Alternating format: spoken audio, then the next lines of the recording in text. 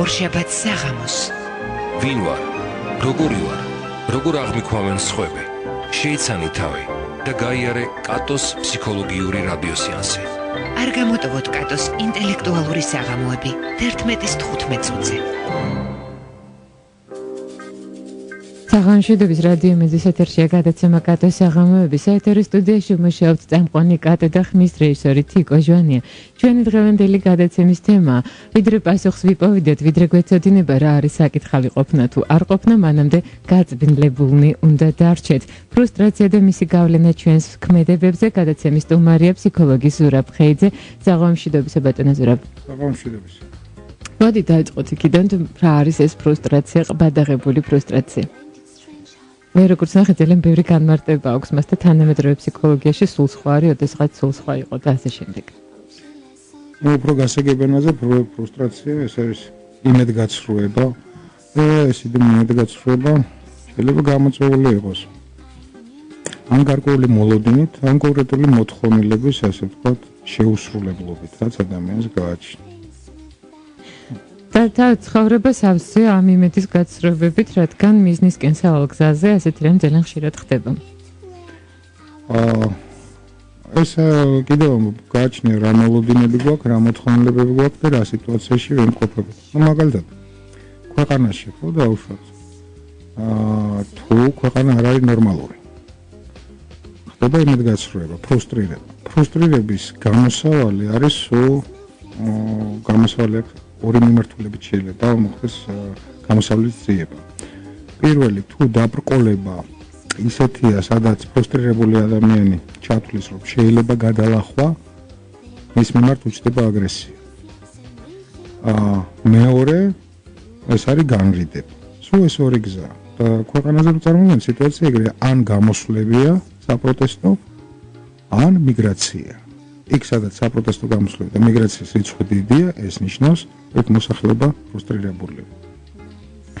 და გარდა ამისა, თვითონ მისი გამომწვევი მიზეზები არის მხოლოდ ის, რომ მიზნისკენ მიმავალ გზაზე რაღაც გეღობება. თუმცა არის სხვადასხვაგვარი, ხო, შინაგანი და გარეგანი მიზეზები ამისა, შინაგანი რესურსის უკმარობა და გარეგანი დაბრკოლებები.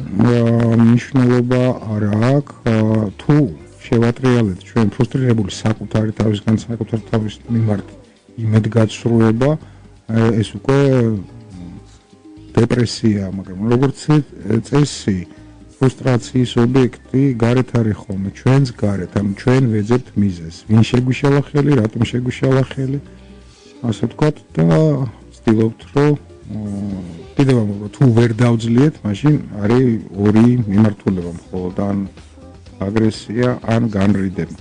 მშობელი, რომელიც მაგალითად უგზალავს თავის შვილს, რაღაცების გაკეთებს და მუდმივად აკრძალვებში ყავს, რა თქმა უნდა, შვილი არის ფრუსტრირებული, რა თქმა უნდა, ის ეძებს გამოსავალს. სავარაუდო მოქმედება იქნება აგრესია ვერ არის ხოლმე მშობლების მიმართ, სავარაუდო მოქმედება იქნება განრიდება, დამალვა, ჩაკეტვა, ტყილები და ასე შემდეგ. ეს გვერდი რო აუაროს იმ სუბიექტს, რომელიცაც თვლის, რომ წარმოადგენს მისი ფრუსტრირების მიზეზს. და ზოგჯერ ალბათ ტყილის თქმას განაპირობებს სწორედ არა ის, რომ გინდა რომ ვინმე ზიანი მიაყენოს საკუთარი ტყილით, არამედ ის, რომ თავისუფლება მოიპოვა ამ ტყილით. ტყილი ძალიან საინტერესო სოციალური ფენომენია. ჩემთვის მაგალითად გაცილებით მნიშვნელოვანია ვიდრე მართალი, იმიტომ რომ მართალი არის ის, რასაც მე და თქვენ ხედავთ. თუ ჩვენ რომელიმე იტყუება, მას აქვს მისი საფუძველი. ტყილის საფუძველი ძირითადად ორი მიმართულებით არის. ერთი, შევინარჩუნო არსებული მდგომარეობა და ამ ტყილს ყველა ვამბობთ, ეს ნიშნავს, მაგალითად, რატო არ ვისწავლე გაკვეთილები, იმ დროს შოკი ჩაქრა, რატო დაიგვიანე, იმ დროს საბურავი ჩაიშვა და ასე შემდეგ. ანუ თქვენ არ იფიქროთ უფრო ცუდად, ვიდრე მანამდე ფიქრობდით, შევინარჩუნო სტატუსი. მეორე ტიპის ტყილი არის გავზარდო ჩემი სტატუსი, ანუ მოვიგონო ჩემზე ისტორიები, რომელი ისტორიებითაც ფიქრობ, რომ გაიზრდება ეს სტატუსი. აი მეორე ტიპის ტყილს გაცილებით ნაკლები პროცენტი ლაპარაკობს. რაც შეეხება პირველი ტიპის შევინარჩუნო სტატუსი, ამას ვერ წარმოვიდგენია, რომ არსებობს ეგეთი ადამიანი, რომ ერთხელ მაინც არ ეთქვას ეს ტიტული. ეს თავაზიანების ნაწილიც არის თითქოს. თვითონ იცით რა, მორალთანაც ძალიან საინტერესოა ტყილის ფაქტორი, ხო, დაუშვათ თოლქმას, რომელსაც ერთმანეთი ძალიან უყვარს და მათ მეუღლემ მოამზადა, ასე თუ ისე გემრიელი კერძი. რა აჯობებს. როცა ძალიან გიყვარს ადამიანი უთხრა რომ ესეთ საშინელება მეორე აღარ გააკეთოს, თუ ამ შემთხვევაში უთხრა რომ კარგი, ასე რომ მანდაც ყოველთვის ეს ცალსახა რომელი უფრო მორალურია, მართალი თუ ტყვილი, ესე არ არის. კი, ჩემთან შინ ყოველ საღამოს წარმოითქმება თითო ასეთი ტყვილი. სადილთან დაკავშირებული. და რაც შეეხება თვითონ მეორე ტყილს, როდესაც სურვილი გაქვს, რომ უკეთესი წარმოაჩინოს საკუთარი პერსონა, ამ შემთხვევაშიც ფრუსტრაციას აქვს რაიმე გარკვეული ხელი ამ ტყილთან. არა, ასეთი პირდაპირი კავშირი არ არის. პირდაპირი კავშირი არ არის, როცა მე მინდა ჩემი თავის უფრო მეტად წარმოაჩინო, ვიდრე ვარ, სიცრუის მიზეზი არის ეს, ფრუსტრაციასთან. არ არის. ესეთი ტიპის ტყილები დამახასიათებელია გარკვეული ტიპის ადამიანებისთვის. ეს არის შეიძლება წარმოადგენს ერთგვარად საკომპენსაციო მომენტს. მაგალითად, დაბალი ტანის ადამიანები, რომლებიც უფრო განიცდიან, რომ დაბლები არიან, ვიდრე საზოგადოება ან ვინმე აფასებს, რომ დაბალია, მამაკაცებზე მაქვს, მათი ტყილები არის მაგალითად ესეთი ჯგუფში 1-5 ადამიანი როგორც ცემა, ეს ხალხი ძირითადად ვარჯიშობს, რომ თქვა კუნთები დაიყენოს, ასე სხვანაირად გამოიყურებოდეს. იმიტომ რომ კომპენსირებული იყოს ის დაუშვათ ის ხარი, რასაც თვითონ თვლის რომ ნაკლოვანია, ხო? ქალებთან განსხვავებული ტყილებია ხოლმე. ეს ძირითადად სასიყვარულო ისტორიებს ეხება, ოღონდ განსხვავება ის არის, რომ ხალი რო იტყუება, ხშირად მერე თვითონაც არ იცის იტყუება თუ მართლა იყო ის რაც თქვა. მართლა არის გულსრფელად ასე თქვა. ამიტომ იქაც კომპენსირება იმისი, რაც უნდა რომ მიიღო და აქაც კომპენსირება ხო სხვადასხვა ტიპის. კეთი ლეჯენდიდან ფრუსტრაცია მეგოყანა საინტერესო თემამდე ტყილთან და მართალთან ტყილის ნეცი შეიტყობ რომ ვიღაც გატყვევდა ძალიან ხშირად ხარ ხოლმე იმედ გაცრუებული. ხო ფრუსტრაცია ეუფლება ადამიანს ამ დროს. და ძალიან ხშირად როცა ამბობენ რომ რას ვერ აპატიებ მეგობარს, საყვარელ ადამიანს, ოჯახის წევრებს, ყოველ ასახელებს რომ აი ვერ ვაპატიებ ტყილს. თუმცა ნუ თუ ღირს ხო თუნდაც ესეთი უმნიშვნელო ტყვილი იმად რომ მთელი ურთიერთობა დაინგრეს. გააჩნია თუ ის ტყვილი გაზიანებთ პიროვნულად რაღაც საკითხში, მაშინ შეიძლება ასე თქვათ ასეთი რეაქცია გქონდეს, მაგრამ მეორე რაღაცა მოდი წარმოვიდგინოთ რომ წარმოვახსენებოთ ბავშვად იტყუებიან სტატუსის გასაუმჯობესებლად და ვიღაცა წარმოვიდგინოთ ადამიანი რომელიც ცდილობს იმის შესახებ რომ თქვათ რაღაც ჯგუფში 12 კაცს მოერია 25-იც მე რომ იმას დაუმტკიცო რომ ვერ გააკეთებდა მას ვინ იქნება უფრო ბოროტი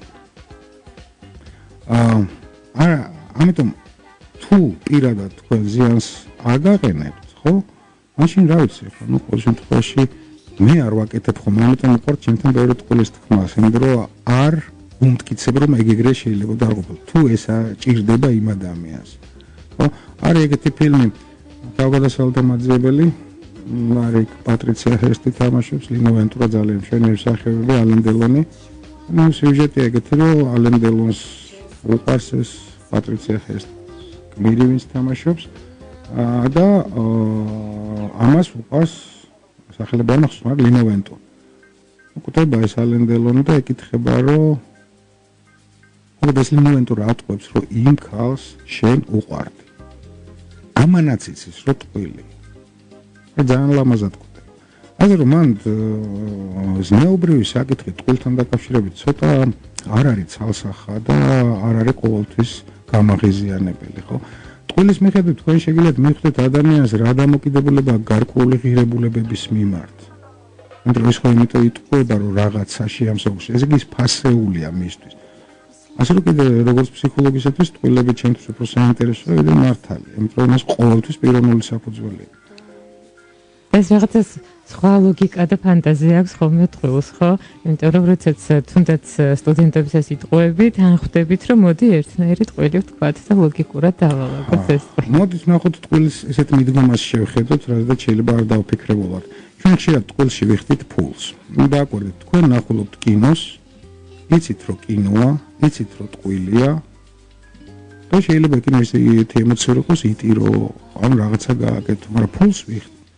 ფულს ვიხდით ცირკის წარმოდგენაში, სადაც ფოკუსებს ვინც გამოდის და აშკარად იცი რომ გატყუებს, მაგრამ გიხარია.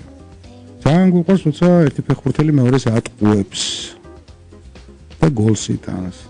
ასე რომ აქაც ჩვენი დამოკიდებულება ძალიან სხვადასხვაგვარია ტყუილის მიმართ. უბრალოდ ჩვენ არ გვიყვარს, როცა ჩვენ თავს დავიჭერთ იმაში, რომ ბრიყვები აღმოუჩნდეთ. თუ ამას არ დავიჭერთ, მაშინ ტყუილი არც თუ ისე გამახიზიანებელია.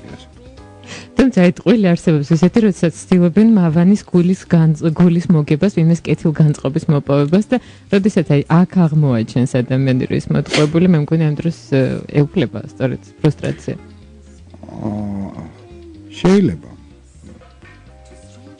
შეიძლება ეგრეც არის. მე მახსოვს ერთი ნაცნობი იყო, ამაზე შეყარებული იყო ერთ გოგოზე და მოუტანა ყვავილი ედელვაისი.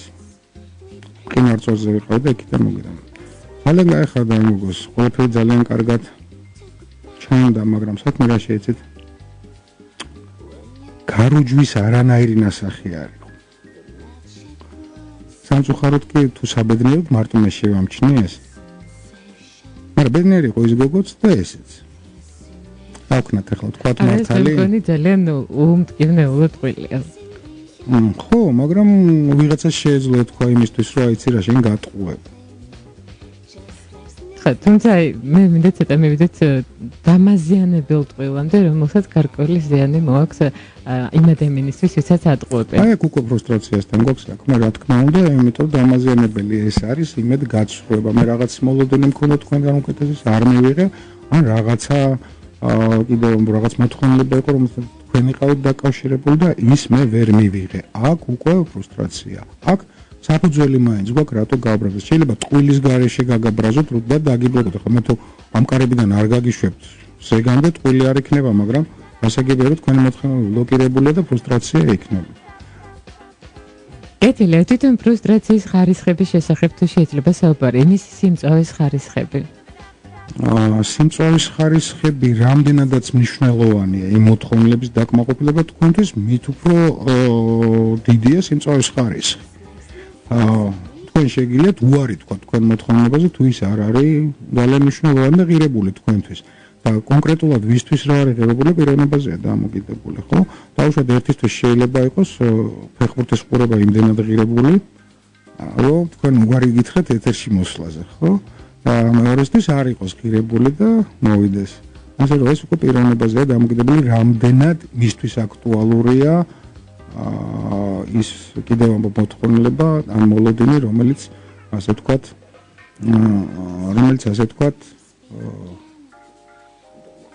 მისთვის რამ ღირებულებას წარმოადგენს. ანუ ჩვენი ფრუსტრაცია მან ჩვენს ღირებულებებზე არის აგებული და სიმწვავე განიცდება იმის მიხედვით, რამდენად მნიშვნელოვანია ჩვენთვის. კეთილი, მოდით ჩვენ დროებით რადიო იმედის საინფორმაციო გამოშვებას დავუთმოთ ეთერი, იმედი ეს ფრუსტრაციას არავის არ გამოიწვევს, რადგან ჩვენ საინფორმაციო გამოცემშობა, როგორც ყოველთვის, საინტერესო იქნება და შემდგომ ჩვენ ისევ გავაგრძელოთ საუბარი ფრუსტრაციის შესახებ. არ გამოტოვოთ კატოს საღამოები რადიო იმედზე. გრძელდება ჩვენი გადაცემა, ჩვენ საუბრობთ ფრუსტრაციის შესახებ და გადაცემის დომარია ფსიქოლოგი ზურაბ მხეიძე.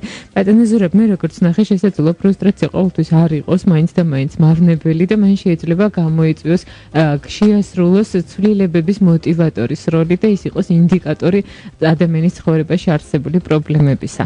და ეს რთული წინადადება უფრო ადამიანურ ენაზე აქვს. მე რამდენადაც გავიგე,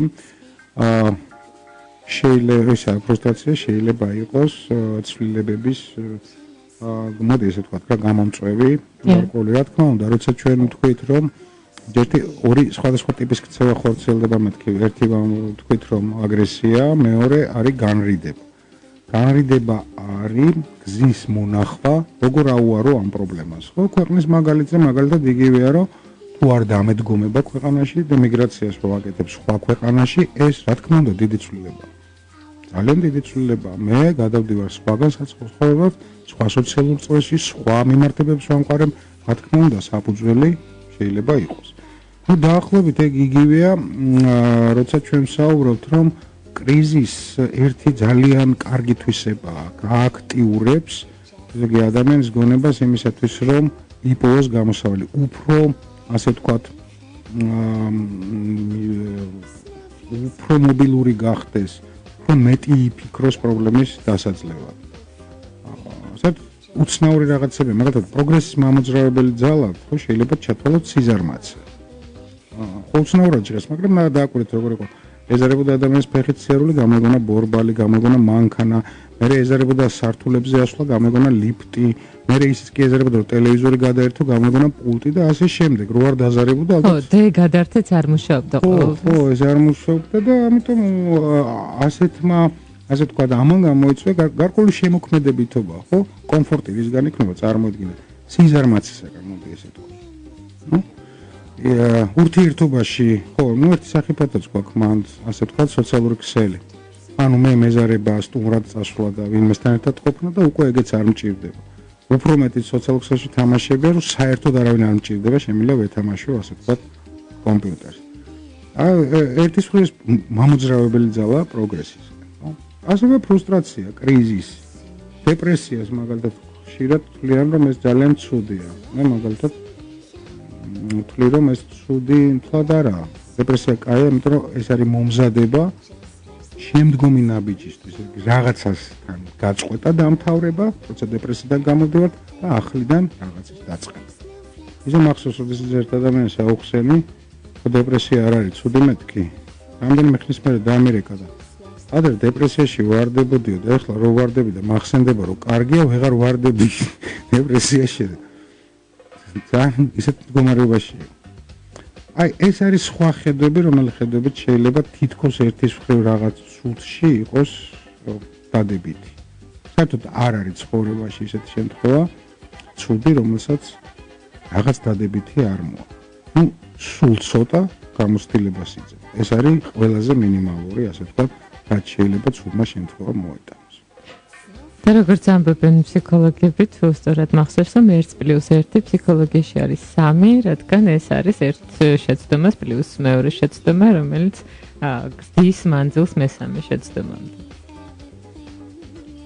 შეიძლება არ მიფიქრია ყოველ შემთხვევაში. ფსიქოლოგები ამბობენ ეს ფრაზა იმდენად ხშირია, რომ უკვე აღარ ვიცი ვინ ამბობს, რას ამბობს და რატო ამბობს. ხო, ესე იწყება ხოლმე. განსაკუთრებით ჟურნალისტები. როგორც ფსიქოლოგები ამბობენ. არა, მე დანამდვილებით სმენია ეს. ხო, არა, მე ვამბობ, რომ არ მეფიქრია მაგაზე, ასე ვთქვათ და ამიტომ არა მაქვს პასუხი. კეთილი, რა ჭირდება თვითონ აგრესიას, როდესაც ძალიან ხშირად ის არის მიმართული ან იმ საგანზე, რომლის მიღწევასაც ვერ ახერხებ და ფრუსტრირებული მე აგრესიულდები, თუმცა ასევე გარშემო მყოფ ადამიანებზე ძალიან ხშირად გადადის ეს აგრესია, ვისაც ხელი მიგიწვდება დაბალიღობე, როგორც ამბობენ. თქვენ განტევების ვაც გულისხმობთ, ანუ აგრესია, მე ვიტანიგო, იმიტომ რომ აგრესია არის გარკვეული იმპულსი ენერგიის დაგროვების, რომელიც საჭიროებს გასვლას. და თუ მე იმ ობიექტზე ვერ ვიყრი, ასე ვთქვათ, ჯავს, მე ამ აგრესიიდან უნდა დავიცავ. ანუ მაგალითად კონფლიქტური სიტუაციების დროს საერთოდ უნდა ეცადოთ, რომ ადამიანი, რომელიც ყვირის, არ გააჩეროთ, იყვიროს. იმიტომ რომ ის დასაცლელია იმ აგრესიისაგან. ნუ წარმოიდგინეთ ახლა პირში რომ რაღაცა ჩავჩაროთ, რომ არ გამოუშვეს ეს ენერგია. ასე რომ ეს განტევების ვაცი მაქედან არის ენერგია, რომელიც აგრესიის შედეგად ჩემში დაგროვდა, უნდა აი ვიცით, დაგიგიათ, ხო იაპონელებმა თავის უფროსებზე და დირექტორებზე სარდაფში მოაწყვეს ფიტულები, სადაც ასე ვთქვათ, წესვრიან და ჯავს იყრიან, ასე ვთქვათ, ფიტულებს. ეს შველის. ისე არც აგრესია არ არის. იმიტომ რომ ბუნებრივია ადამიანისთვის აგრესია ჰქონდა მნიშვნელობა თავდაცვისათვის ადამიანის აგრესია სხვათა შორის ურთიერთობა ქალს და მამაკაცის შორის, მამაკაცი აგრესიულია ქალის მიმართ ბუნებით თავის. თავიდან ბომბი არ გჯერათ? არა, თვალები გამიგანიერდა. რატო? ყველა გინება ანუ შეურაცხყოფა სექსუალური კონტექსტის თელ მსოფლიოში და აგრესიულია. იმიტომ ტაქსიწყოლი მე ტაქსიწყოლს რო ვაგინებს, არ ამგონია რომ სექსი წარმოედგინოს იმასთან, ხო? კეთილი, მოდით მაშინ გარდა ამ ყველაფრისა, რომ აგრესია და დეპრესია, მაგრამ აი აგრესიას საინტერესო თვითონ მართლაც როდესაც აგრესიას გამოხატავს ერთი მხარე მეორის მიმართ, ძალიან იშვიათად რომ ვინმე მშვიდი სახით უსმენდეს და ისიც აყვება როგორც წესი. ამ აგრესიის მართვაც რაღაცა გარკვეულწილად გადამდებია, თქვენ ამბობთ აგრესიას? არა, ესე ცალსახად ვერ ვიტყვით, რომ აყვება, გააჩნია, კიდევ ამბობ თვითონ სიტუაციაში მის ჩართულობას. რა შეეხებიან და როგორ შეეხებიან. ანუ რა გამოიწვევს აგრესიას. ადამიანები ნაკლებად. თუ ჩვენ ვლაპარაკობთ დაუშვათ ისეთი ტიპის ბრბოს ფსიქოლოგიაზე, სადაც აგრესიული იმპულსი იწყებს მართვას, ეს სხვა არის. ეს ბრბოს სხვანაირად იმართება. ზოგადად ახლა ორი ადამიანი ერთმანეთად აგრესიულად თუ მესამედ უყურებს, არ არის ესეთი ცალსახა კავშირი, რომ ის ამ აგრესიას აყვავს. მაშინ როგორ შეიძლება რომ მე მაინც ბევრჯერ მომისმენია მე პოსტ ფაქტომ რომ ჩხუბს რო ყვებიან გატაცებით რომ ითხრა ესე უპასუხე ესე. კი, მაგაცაც გეტყვით ჩემი დაკვირვებით, მოთხოვს რომ ბავშვები როგორ იტყუებიან, ხო? ორი ადამიანი ყვება ისტორიას ჩხუბში და ყოველთვის ერთმა მოუგო მეორეს, ნუ ესე რა მოა. დიდებსაც ახასიათებს. ძალიან ხშირად დაკვირვება შევედი და იცი რა ვქენი, ისე ველაპარაკე დავახურეთ, ამ დროს ხმა რა მოუღია. მეორეც იგივე ისტორიას ყვება.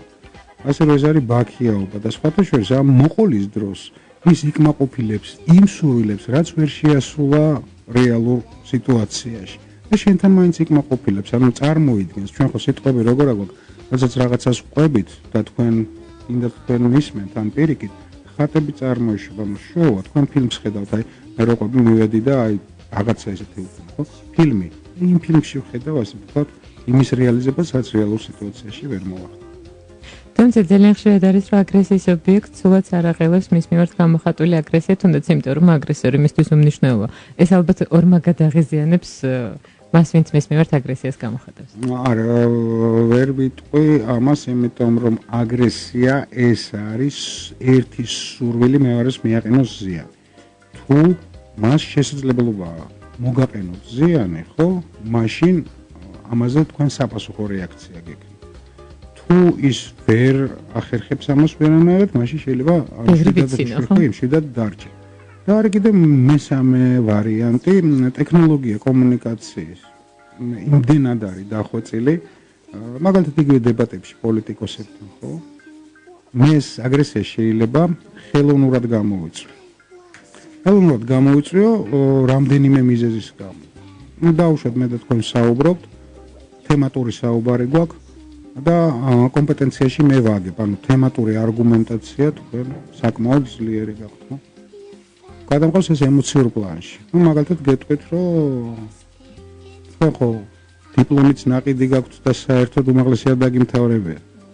თქვენ ამაზე ეს არის შეტევა.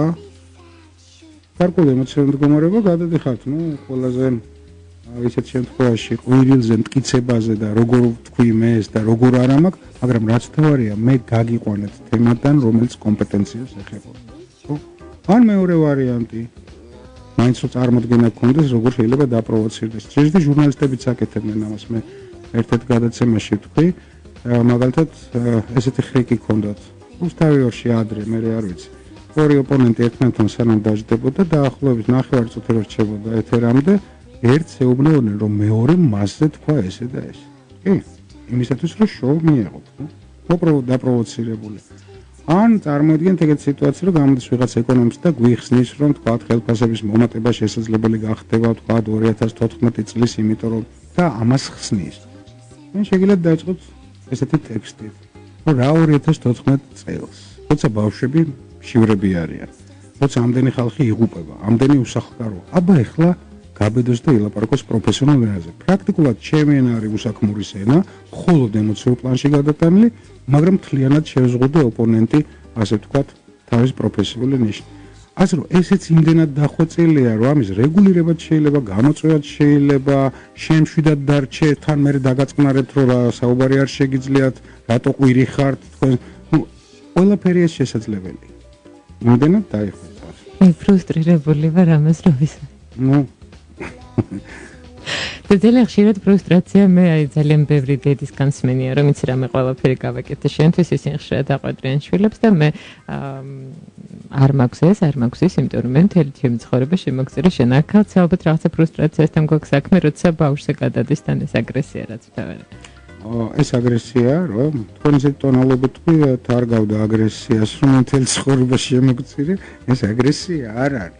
კი, იმედგაცრუება შეიძლება იყოს საერთოდ მშობლის და შვილის ურთიერთობაში ხშირად არის, თუმცა მაინც ვერ ვიტყვი, იმიტომ რომ მე რო შევწირე ყველაფერი და მთელი ცხოვრება ეს იყო ჩემი სურვილი.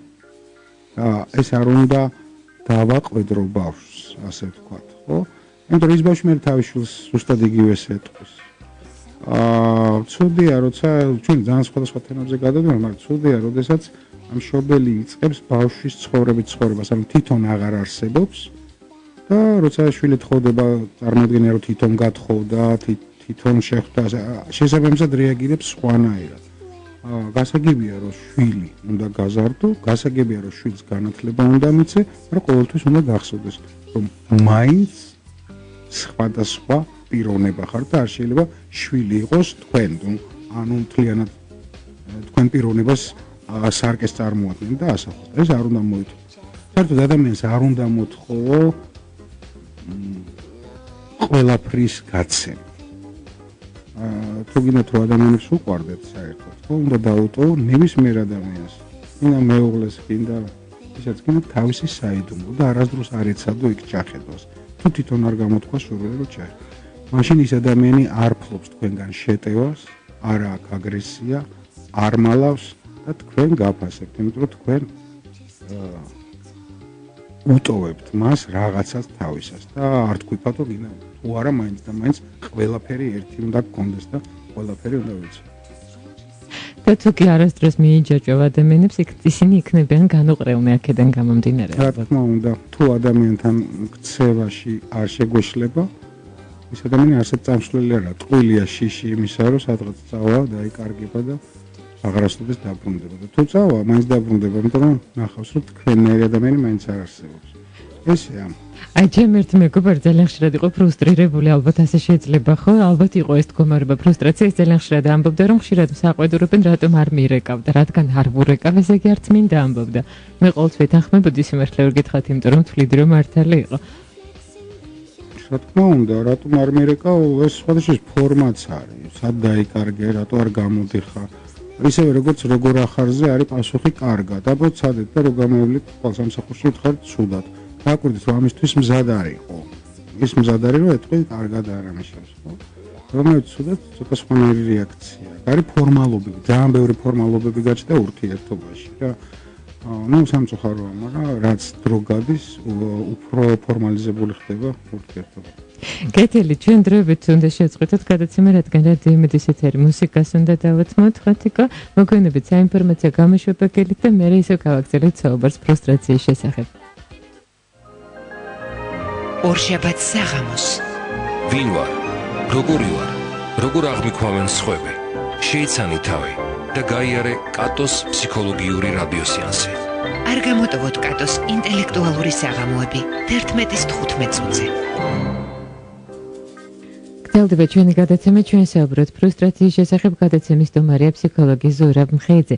და ბატონო ზურაბ, თვითონ ფრუსტრაციისთან გამკლავებამდე სანამ გადავალთ და ამასთან გამკლავება, როგორც ინტერნეტმა მაუწყა ყოველ შემთხვევაში ნიშნავს, რომ იყო მშვიდი და ბედნიერი, მაშინაც კი როცა მიზნისკენ საავალი გზა არც თუ ისე მარტივია, მაგრამ ამ მიზნისკენ საავალი გზა უფრო მტკივნეულად აღიქვამენ ხოლმე წინაღობებს და გართულებებს ბავშვები და მათ რამდენად განსხვავდება მათ შემთხვევაში ფრუსტრაცია ის განცდა სიმწვავე გნებავთ მიზეზები ბავშვებში, მოზარდებში. განსხვავება შეიძლება მხოლოდ ვეძიოთ, ასე ვთქვათ, მათ მოთხოვნილებებში, განსხვავებული მოთხოვნილებები აქვს. პატარა ასაკში შეიძლება იყოს რომელიღაცა სათამაშოს ფონის ვარიანტი იდვის, ხო? თუმცა დიდობაში ცოტა უფრო სხვა ზომის სათამაშოებია ფორმები. მეტი განსხვავება ასე ვთქვათ გზებში და სიმწვავეში არ არის კიდევ უფრო რამდენად მნიშვნელოვანია ამისთვის. უბრალოდ თუ გამოვყოფთ, შეიძლება გამოვყოფთ უფრო კრიტიკული ასაკი 11-დან 14 წლამდე სავარაუდოდ. საერთოდ იქნება 12-14 წელი, მაგრამ შეიძლება ეს წელი ადრე, როდესაც ბავშვთან იწყება სხვანაირი ხედვა სამყაროსი. თუ თქვა 10 წლამდე ბავშვისთვის მნიშვნელოვანია მასწავლებლის შეფასება და მშობლების შეფასება, 11-12 წლის ასაკში მისთვის მნიშვნელოვანი ხდება თანაკლასელის შეფასება, ანუ ეს გამოყალიბება ხდება. იწყება თავის განცდის, უფრო მკვეთრად განცდის, ვინ ვარ, რა ვარ და უკვე იწყება რომ ის დამოუკიდებელი სუბიექტია. ეს არის ხოლმე სირთულე და ქმნის თქვა მშობლებთან ურთიერთობაში გაუგებრობას, იმიტომ რომ ყველაზე უფრო გაზრდა, ანუ რომ გაიზარდა მშობლებს ეპარება. სადღაც 17 თვით საქართველოში მით უმეტეს მე მახსოვს 42 წლის კაცის დედამ დამირეკა როგორ იქცევა ჩემი შვილია და მას შვილი ყავდა და საყვარელი ცხოვრება ეს მეკითხება როგორ იქცევა მოთხოვრის არქა. აი ის დროს ხდება ასე ვთქვათ გაყრა. ამას ემატება ის რომ ფიზიოლოგიური ცვლილებები მიდის სერიოზული, სხვანაირი ხასიათი აქვს, სხვანაირი მგრძნობელობა აქვს, ასე ვთქვათ. ესეც უფრო მგრძნობიარეს ხდის ბავშვს და უფრო მეტია ხიფათი, ფრუსტრაციის ნებისმიერ ისეთ მიზეზზე, რომელსაც მეგეთქვით, არც ბავშვობის და არც მოზრდილობის დროს ეს არ შეიძლება გამხდარიყო სერიოზული მიზეზის სერიოზული იმედგაცრუება. ეს არის ბავშვთან განსხვავება. და გარდა ამისა, მოზარდობის ასაკში ჩემი ოჯახის ერთ-ერთი წევრი არის ამ ასაკში სწორედ და შევამჩნიე, რომ მათ რაღაცა სამეგობრო წრეს აქვთ ერთნაირი ჩაცმულობის ყაიდა, ერთნაირი ვარცხნილობები, არც რომელიღაც სერიალი მოსწონთ თინეიჯერული და აქედან გამომდინარე, თუმცა მიკუთვნებულობის სურვილი რაღაცა ჯგუფების მიმართ ამ დროს ძალიან იზრდება სურვილი. კი, მაგრამ იმ ასაკში გარკვეული ჯგუფის ჩამოყალიბების, ანუ ეს აქ უკვე იდენტიფიცირება იწყება კიდევ საკუთარი პიროვნების და ეს გაერთიანებები იძლევა საშუალებას ჯგუფს მიაკუთვნოს და ეს ჯგუფი აუცილებლად იქნება გარეთ, არა ოჯახის ჯგუფი, არამედ მის გარეთ.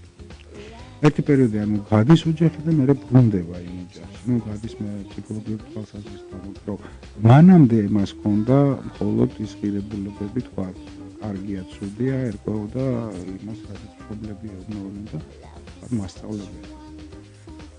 და შემდეგ უკვე ინტერესებს ის სოციალური წრე, სადაც თვითონ მოწევს ურთიერთობა. და მე მაინტერესებს იცით კიდევ რა გარდა ამისა ძალიან ხშირად არის როცა პატარა სანდკიბა ან რაღაცა წინს ეუბნებიან რომ იცი რა ეს არაფერი ისეთი არ არის. ამ დროს ალბათ გავიწყდება ის რომ როცა პატარა ბიჭობა შენ პატარა გოგონა რო იყავი რომ ვიღაც არ გეთამაშებოდა ძალიან წინდა და ხშირად არაძლევენ მათ ცრემლებს გზას და უშლიან რომ ეს რაღაცა გულთან ახლოს მიიტანოს განიცადოს და ეს ჩაკლული რეაქციები ხომ არ უშლის ხელს იმას რომ ეს ფრუსტრაცია ბოლომდე განიცადოს და თუნდაც შემდგომი ცხოვრებისთვის იყოს მომზადებული რომელიც დროდადრო მოუმზადებს ასეთ საჩუქარს. არა, როგორ წარმოგიდგენიათ ახლა დავუშვათ მშობელმა ბავშვს უთხრა რომ პირიქით რაც შეიძლება მეტი ინტენსივობით განიცადე რომ სათამაშო არ გიყიდე და წადიდე დავუშვათ იტირე, ანუ ეს წარმოუდგენელია. ეს ჩვეულებრივი რეაქცია მშობლის. ეს ჩაკვა ხო არა. ეს არის ახსნა რომ ის მიზეზი რაზედაც თქვა ფრუსტრაცია არ ღირს იმ რეაქციად, რა რეაქციაც ბავშვს აქვს. კი, მართალია რომ მშობელს რაღაცები არის, ხო მე სტუდენტებს ვეუბნები ხოლმე, მე მახსოვს სკოლაში რომ ვსწავლობდი, რაღაც სამფურცლიანი გაკვეთილი მეგონა ძალიან დიდი. და ველოდებოდი რომ ფურცელნახევრიანი ყოფილიყო, რომ გავსულიყავ. ხო და სტუდენტი რა ვიყავ, პრაქტიკულად 4 წიგნს თავისუფლად ვამუშავებდი კვირის განმავლობაში. ამიტომ ეს გვავიწყდა. კი. იმისათვის ვარ დაგავიწყდეს კონტაქტი უნდა გქონდეს ბავშვებთან, სერიოზული. ეს მამების საყურადღებოდ უფრო და ვიწყდების, იმიტომ რომ ძალიან ბევრი მოკვლევა მაჩვენა, მე თვითონ მაინტერესებდა რას იწვევს ბავშვი, როდესაც მამა მაგლიანო ფიზიკურად არ ყავს, ან სხვა რაღაცა, რაც დედა არ ყავს, სერიოზული პრობლემები აქვს მცირ განვითარებაში. თუ მამა არ ყავს, სერიოზული პრობლემები აღმოჩნდა გარემოსთან შეგუებაში. ანუ მამა აღმოჩნდა ორივე სქესის ბავშვისთვის, საგარეო საქმეთა მინისტრი, ანუ ვინც ახორციელებს გარე კონტაქტს. და როგორც ეს მამებს და მithumetes ჩვენ პერიოდში ამის დრო არ აქვს, საშუალება არ აქვს, ან ყველაზე კაი შემთხვევაში ბავშვთან გატარებულ დროს თვლიან რომ თქვა წაიყვანა ბავშვი თავის მეგობართან, რომელსაც ყავს ანალოგიური წლოვანების ბავშვი, ესენი ცალკე სხედან, ისინი თამაშობენ და მე აქვს იმის პრეტენზია რომ დაუშვათ, მე ხო ბავშვთან გავატარეთ, რომ არა უნდა გაატაროს მარტო ის ბავშვი, უნდა იყოს თავის შვილი და თვითონ. აი მაშინ ამას ქვია ბავშვთან კონტაქტი და არა ის, რომ ავიყვანე 5 ბავშვი დავსვი, თქვა საქანელაზე და ვთქვი, რომ მე მოვიხადე, ასე ვთქვათ, მე მქონდა ბავშვთან ურთიერთობა, ეს არა. მნიშვნელოვანია ძალიან. იმიტომ შემდგომში ეს ასე ვთქვათ ურთიერთობის დეფიციტი მე თვითონ გიკვირს ხოლმე რომ რატოა ბავშვი გაუცხოლა, რატო დაგიმალა რაღაცა, რატო ისე, მაგრამ აფერი არ გაიკეთებია იმისთვის რომ ბავშვი სხვანაირად მოქცეოდა. ეს ქმნის პრობლემას. ეს რომ მართალი ხარ დავიწყდება დიდებს აი ეგზიპერისა. ყველა დიდი ბავშვი იყო დღესაც, მაგრამ ცოტას თუ ახსოვს. კიდე ბავშვებს ეუბნება რომ უნდა იყო მოეკიდოთ გაგებით, უნდა იყოს შემწყნარებელი დიდების მიმართ, იმიტომ რომ მათ ძალიან ბევრი რამე არ ესმის. ბავშვი კიდე ერთი უპირატესობა აქვს, ბავშვი რო თამაშობს, იცის რომ თამაშობს და რომ მორჩება, იცის რომ მორჩა თამაშს და აი დიდი რო თამაშობს, არ იცის რომ თამაშობს და არც არასდროს არ რჩება ამ თამაშს. და თვითონ ფრუსტრაცია არის ერთ-ერთი რეაქცია ფრუსტრაციაზე არის თვით შეფასების კლება, რაც ალბათ ძალიან მნიშვნელოვანია შემდგომი ნაბიჯების გადასადგმელად. ხშირად არის რომ ამის თვით შეფასების კლება იწვევს იმას, რომ გამბედაობა შემდგომი ნაბიჯებისათვის იკლებს. რა თქმა უნდა, ესე იგი თუ ჩემ ნაბიჯებს არ მოყვება გამტკიცება, ანუ პოზიტიური წარმატება, მე იმ მიმართულებით აქტივობებს წყვეტ, მაგრამ შეფასების განცდა იგულებს იმის მიხედვით, თვითონ ადამიანებს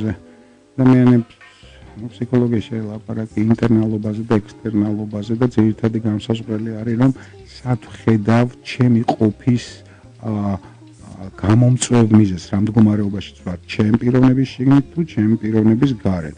ანუ არის კატეგორია, ვინც ყველაფერს აბრალებს გარემოს და არის კატეგორია, ვინც აბრალებს საკუთარ თავს. ეხლა ნახეთ, აქაც ცოტა პარადოქსალური სიტუაცია. ასაკებია, რომ ვინც გარემოს აბრალებს, ის თვით შეფასებას არ იკლებს, ანუ ჩემი ბრალი არა. და ამ ხრივ თითქოს კარგ პოზიციაში, მაგრამ მეორეა, ვინც შინაგან ასე ვთქვათ, მდგომარეობას ან თავის თავს აბრალებს, მას მეტი სტიმული აქვს შეცვლისკენ, თავისი პიროვნების გამოცვლისკენ გააჩნია, როგორ განვითარდება. როცა პირველს ცვლილებები აქ გარემოს მიმართ, ანუ ეს გარემო არ ვარ აქ ჩემი არესმით და მე უნდა წავიდე.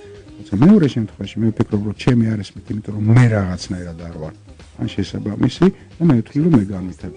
ერთ შემთხვევაში საკუთარ თავში ვეძებ მიზეზს და ეს კაია, იმიტომ რომ მე სხვა რაღაცები უნდა გამოვნახო, მეორე შემთხვევაში მე სხვა გარემოს ვიძებ, სადაც რეალიზებული ვიქნები.